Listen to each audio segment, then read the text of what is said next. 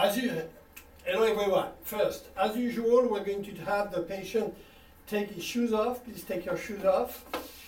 Okay, good.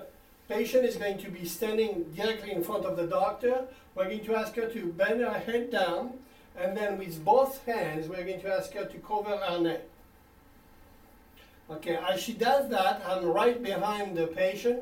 I'm going to go over around and cover her own hands.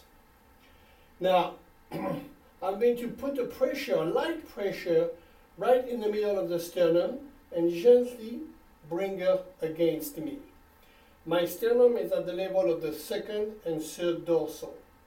Then I will instruct that patient to breathe in, to breathe out, and to gently bring her elbows together. And as she brings her elbows together, my chest will go up gently, and I will just maintain a light pressure here, and that will be enough to treat the area between the first thoracic and the third thoracic.